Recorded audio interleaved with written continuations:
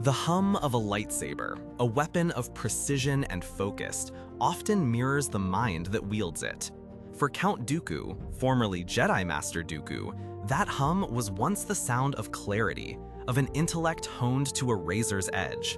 But long before he ever struck down a fellow Jedi in anger, before he ever embraced the crimson blade of a Sith Lord, the seeds of his downfall were quietly, almost imperceptibly, sown within the very strength he prized above all else, his mind.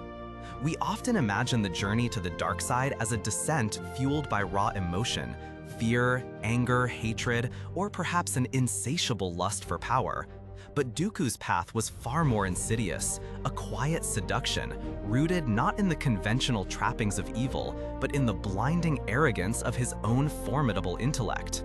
His wasn't a fall from grace born of sudden, traumatic loss, though the death of his former Padawan, Qui-Gon Jinn, certainly acted as a stark, undeniable catalyst. No, Dooku's was an intellectual tragedy, a slow, methodical erosion of his spirit, convinced he alone possessed the clarity of vision to truly understand and rectify the galaxy's ailments.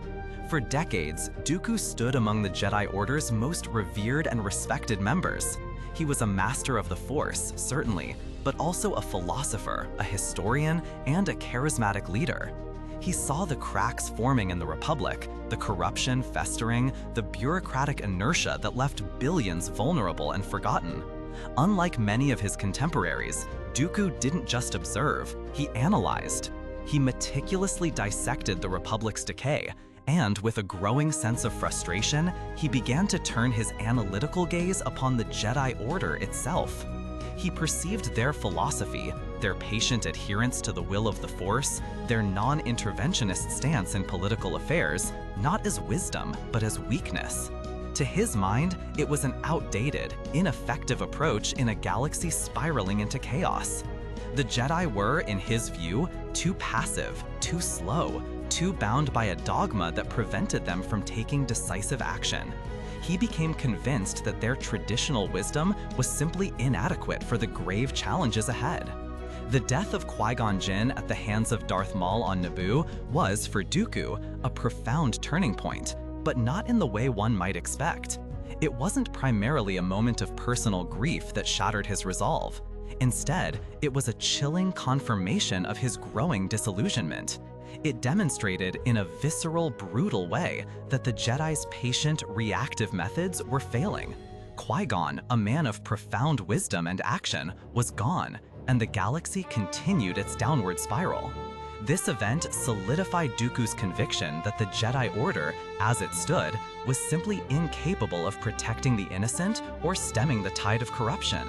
He felt a desperate urgency, a need for a radical solution that the Jedi, in their perceived adherence to an antiquated philosophy, were unwilling or unable to embrace. This is where Palpatine, the ultimate manipulator, found his opening. Sidious didn't tempt Dooku with promises of crude power or wealth. He appealed directly to Dooku's intellectual arrogance. He presented himself as someone who also understood the depth of the galactic crisis, someone who saw the same flaws in the Jedi and the Republic. He offered Dooku not merely a path to power, but a vision of a better way, a harsh but necessary surgical procedure for the galaxy that only minds as discerning and decisive as theirs could envision and execute. Dooku saw Sidious's plan not as an act of pure evil, but as a painful, pragmatic necessity. He believed he was making a rational choice for the greater good, a sacrifice of the old order to birth a new, more efficient one. He genuinely believed that his superior intellect allowed him to perceive the truth that others were too blind, too weak, or too dogmatized to grasp. He rationalized every step, every betrayal, every act of violence, convincing himself that it was all part of a grander, necessary design. His hubris was his greatest seducer. He wasn't falling to the dark side. He was, in his own mind, logically ascending to a necessary path. The tragic irony, of course, is that his revered intellect ultimately blinded him. Dooku, the self-proclaimed visionary, became nothing more than a pawn in a game far larger and more sinister than he could ever comprehend. His rational path led him not to reshape the galaxy as he intended, but to become a disposable instrument for a master who valued only power, not logic or philosophy. He thought he was an architect, a co-conspirator, but he was merely a tool to be cast aside once his usefulness had expired. His brilliant mind, misdirected by its own overwhelming pride, led him down a path to ruin, leaving him isolated, disillusioned, and ultimately betrayed. He died not as the reformer he envisioned, but as a broken, manipulated old man. A cautionary tale of how the most formidable intellect can be the very agent of its own destruction. Dooku's fall serves as a potent reminder that the dark side doesn't always lure with promises of crude power or vengeance.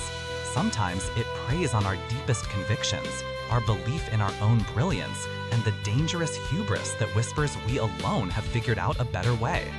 It teaches us that even the most insightful minds can be led astray when they trust their own logic above all else, disconnecting from compassion, humility, and the collective wisdom of those who came before.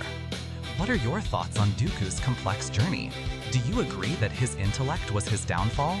Share your perspectives in the comments below.